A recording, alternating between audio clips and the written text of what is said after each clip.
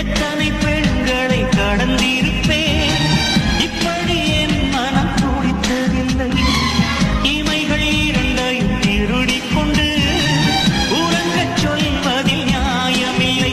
நீ வருவாயோ இல்லை கரைவாயோ?